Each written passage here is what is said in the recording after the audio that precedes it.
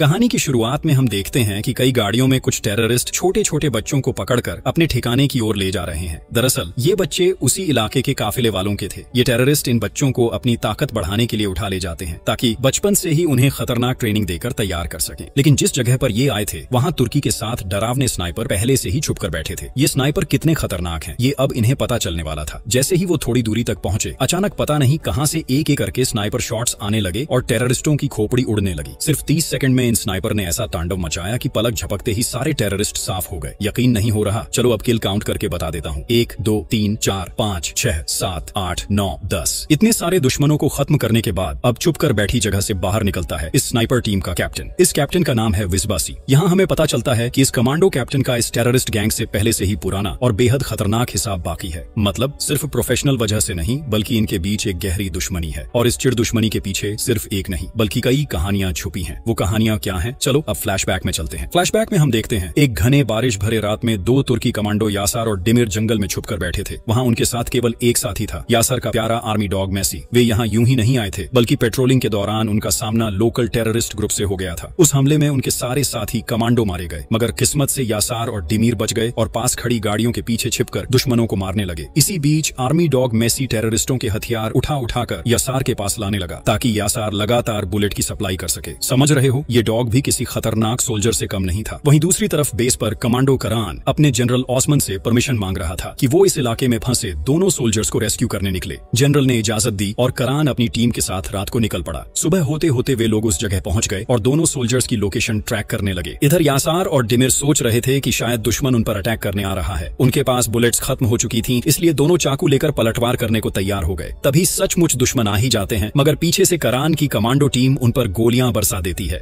Firing की आवाज सुनकर आर्मी डॉग मैसी जोर जोर से भौंकने लगता है। अब करान समझ जाता है कि उसके दोनों सोल्जर्स आसपास ही कहीं हैं। वह उनका नाम लेकर आवाज देता है और आखिरकार यासार और दिमीर को यकीन हो जाता है कि वे बच गए हैं। दोनों गाड़ियों के पीछे से बाहर निकलते हैं और कारण की टीम को बताते हैं कि पास ही एक दुश्मन कैंप है जहां से कभी भी हमला हो सकता है। इसीलिए कारण अपनी टीम को लेकर हेलीकॉप्टर की तरफ बढ़ने लगता है लेकिन तभी अचानक उन पर आरपीजी से हमला हो जाता है और सभी चारों तरफ बिखर जाते हैं। यहीं से शुरू होता है एक खतरनाक किलिंग मिशन। करान अपनी टीम को 3 हिस्सों में बांट देता है। एक टीम स्नाइपर लेकर पोजीशन लेती है, बाकी दोनों टीमें घास के बीच छिपकर दुश्मनों की तलाश करती हैं। वहां एक एक कर दुश्मन हेडशॉट से ढेर होने लगते हैं। तभी एक गोली उनकी टीम के एक कमांडो के सीने में लग जाती है। करान तुरंत ऑर्डर देता है कि सब लोग पीछे हटें और घायल साथी को हेलीकॉप्टर तक ले जाएं। उधर यासार अपने प्यारे कुत्ते मेसी को आवाज लगाता है लेकिन मेसी बिल्कुल भी नहीं हिलता। यासार दौड़कर उसे गोद में उठाता है और हेलीकॉप्टर की ओर भागने लगता है। वहीं करान अब भी घास के बीच छिपे दुश्मनों को ढूंढ ढूंढ कर एक एक करके मार रहा था। जब सभी हेलीकॉप्टर में सवार हो जाते हैं तो घायल कमांडो को तुरंत प्राथमिक इलाज दिया जाता है और पूरी टीम बेस लौटने लगती है। लेकिन तभी करान की नजर पड़ती है यासार के पैर पर जहां से लगातार खून बह रहा था। अब हम देखते हैं कि जब गोलीबारी चल रही थी तभी एक गोली आकर कुत्ते के पेट में भी लगी थी जो यह मासूम प्राणी उन्हें बता नहीं पाया। यासर देखता है कि उसका प्राणों से प्यारा कुत्ता उसकी ही गोद में मरे पड़े हैं। दरअसल मासूम प्राणियों का प्यार ऐसा ही होता है जिसका कोई स्वार्थ नहीं होता। वे ऐसे ही अपनी जान देकर इंसानों का भला कर जाते हैं। सब यासर को सांत्वना देने लगते हैं और इस जीत के बीच भी एक गहरी पीड़ा के साथ वे बेस पर लौट आते हैं। इसके बाद के सीन में यास्मिन अल्बे नाम की तुर्की की एक लेडी कमांडो को देखते हैं। वह अपने बेस से अजरबैजान के लिए निकलती है क्योंकि तुर्की में जिस टेररिज्म गैंग का आतंक शुरू हुआ है उसका ज्यादातर हिस्सा अजरबैजान से आया है, इसलिए वह वहाँ की मिलिट्री से परमिशन लेने जा रही है। जाने के दौरान वह तुर्की के सभी ट्रफ और ट्रेन कमांडो की फाइल देखती है ताकि इस किलिंग मिशन को उनमें से किसी पर डाला जा सके। यहाँ उसे हमारी मूवी का हीरो कमांडो कारण की फाइल मिलती है और वह तुरंत कारण को कॉल करके बताती है कि अगर यह मिशन उसे दिया जाए तो क्या वह तैयार है। कारण कहता है कि वह ऑर्डर मिलते ही तैयार रहेगा क्योंकि देश के स्वार्थ में कोई डील नहीं, चाहे कोई भी हो। उसकी राइफल टेररिस्ट की खोपड़ी उड़ाने में एक पल भी नहीं सोचेगी। भाई रे भाई, उसका यह एक फैसला क्या अंजाम लेकर आता है यह देखकर तुम दंग रह जाओगे। कारण का यह जवाब सुनकर कमांडो यास्मिन कारण को इस किलिंग मिशन के लिए सिलेक्ट कर लेती है। फिर वह अपने जनरल को कॉल करके पूरे मिशन की जिम्मेदारी कारण को देने की सिफारिश करती है। उधर कारण भी समझ जाता है कि उसे एक बड़े गैंग से लड़ना होगा। आगे जाकर वह यासर और देमिर से मिलता है जहां यासर अभी तक अपने प्यारे कुत्ते को भूल नहीं पाया है, इसलिए कारण जाकर उसे मोटिवेट करता है और मिशन के लिए तैयार होने को कहता है। दूसरी ओर जनरल अपने लेफ्टिनेंट को मिशन की डिटेल्स समझाने लगता है। इस बीच लेडी कमांडो यास्मिन अजरबैजान पहुंच जाती है और वहां की मिलिट्री से परमिशन लेकर तुर्की लौटने लगती है। तभी अचानक उसके हेलीकॉप्टर पर आरपीजी अटैक शुरू हो जाता है। हेलीकॉप्टर कंट्रोल खो बैठता है और मिट्टी पर गिर पड़ता है। हालात थोड़ा सामान्य होते ही वे हेलीकॉप्टर से बाहर निकलते हैं। तभी देखते हैं कि अजरबैजान के लोकल गैंग गाड़ियों से गोलियां बरसाते हुए उनकी ओर बढ़ रहे हैं। जान बचाने के लिए कमांडो पलटवार करते हैं। तभी गैंग का leader heavy machine gun set करके गोलियों की बौछार शुरू करता है। कमांडर देखता है कि गोलियां हेलीकॉप्टर हेलीकॉप्टर के फ्यूल टैंक पर लग रही हैं, वह तुरंत पायलट को लेकर दूर हटने लगता है। उसी वक्त टैंक ब्लास्ट होकर जबरदस्त धमाका करता है और कमांडो और पायलट दूर जा गिरते हैं और बेहोश हो जाते हैं। कुछ देर बाद वही टेररिस्ट गैंग वहां पहुंचता है और उन्हें होश में लाता है। गैंग का लीडर पायलट को ऑफिसर समझकर पूछता है कि उनकी अजरबैजान मिलिट्री से क्या डील हुई है, लेकिन पायलट कुछ नहीं जानता। उसके चुप रहने पर उसे वहीं ब्लैंक शॉट मारकर मार दिया जाता है। यह देखकर कमांडर अपनी गन उठाता है और ताबड़तोड़ फायर करके 3-4 टेररिस्ट को ढेर कर देता है, लेकिन फिर भी पकड़ा जाता है और गैंग उसे खींचकर अपने ठिकाने पर ले जाते हैं। उधर लेफ्टिनेंट कारण को बताता है कि उसी ठिकाने पर तुर्की का सबसे बड़ा टेररिस्ट तोगार भी है। टेररिस्ट चाहे देशी हो या विदेशी, उन्हें किसी हालत में छोड़ा नहीं जाएगा। इसलिए लेफ्टिनेंट मिशन का ऑर्डर देता है। कारण अपने परिवार से विदा लेना चाहता है। यहाँ हमें पता चलता है कि कारण का एक बड़ा भाई भी था जो खुद कमांडो था, लेकिन इसी गैंग के खिलाफ मिशन पर गया था और कभी लौटकर नहीं आया। कारण की माँ उसे कहती है कि वह इस मिशन से दूर रहकर घर लौट आए, लेकिन कारण अपनी माँ को समझाता है कि देश को गंदगी से साफ करने के लिए उसका वहाँ होना कितना जरूरी है। वह अपनी माँ से विदा लेकर टीम को तैयार करने निकलता है। कारण अपनी टीम को मिशन की सारी डिटेल समझाता है और सबको शपथ दिलाता है कि आखिरी सांस तक कोई बिना जीत के वापस नहीं लौटेगा। शपथ लेकर टीम निकल पड़ती है। पहाड़ों पर चढ़ते हुए वे टारगेट एरिया तक पहुंचते हैं। वहां स्नाइपर सेट करके दुश्मनों की हर मूवमेंट पर नजर रखते हैं। अचानक कारण स्कोप में देखता है कि कई गाड़ियां आती हैं और उनमें से टेररिस्ट तोगार को उतारा जाता है। कारण हवा की गति और दूरी की जानकारी मांगता है। स्पॉटर जल्दी से कैलकुलेशन करके बताता है। फिर कारण परफेक्ट हेडशॉट मारता है और टीम पीछे से बाकी दुश्मनों को हेडशॉट मारकर लाशों की ढेर कर देती है। दुश्मन समझ जाते हैं कि स्नाइपर मौजूद है और गाड़ियां लेकर भागने लगते हैं। बचे हुए दुश्मन भाग जाते हैं तो कारण और टीम दुश्मनों के अड्डे के पास पहुंचते हैं। वहां तलाश करते हुए एक कमांडो कुछ ऐसा देखता है कि पूरी टीम हिल जाती है। कारण सैटेलाइट फोन पर लेफ्टिनेंट को बताता है कि उन्होंने टेररिस्ट तोगार को मार गिराया है, लेकिन जब बाकी कमांडो लाशों की तलाशी लेते हैं तो पाते हैं कि कारण जिसको हेडशॉट मार चुका है वह और कोई नहीं बल्कि उसका बड़ा भाई कबीर है। ये देखकर कारण को सच्चाई बताना किसी की हिम्मत नहीं होती। कारण जबरदस्ती देखने जाता है और पाता है कि उसने अभी अभी अपने ही भाई को हेडशॉट मार दिया है। ये देखकर वह टूटकर रो पड़ता है और भाई की लाश गोद में रखकर बार बार माफी मांगता है। उधर लेडी कमांडो यास्मिन पहले ही टेररिस्ट के कब्जे में आ चुकी होती है। कारण की यह हालत देखकर कमांडो मिशन भूलकर अंदर से टूट जाते हैं। उधर तुर्की आर्मी क्वार्टर में जनरल और लेफ्टिनेंट को खबर मिलती है कि lady commando Yasmin local gang के हाथों फंस गई है और कारण ने गलती से अपने ही भाई को मार दिया है। अब सवाल है कि ऐसे हालात में क्या ऑर्डर दिया जाए। इसी बीच रात को कारण के घर कुछ आर्मी ऑफिसर पहुंचते हैं। वे खबर लाते हैं कि उनका खोया हुआ बेटा मिल गया है, लेकिन मर चुका है। यह सुनते ही कारण का पिता रो पड़ता है और माँ शौक में आकर वहीं मर जाती है। ऐसे हालात में उनके सामने यह बताने की हिम्मत किसी की नहीं होती कि उनके बड़ी बेटा को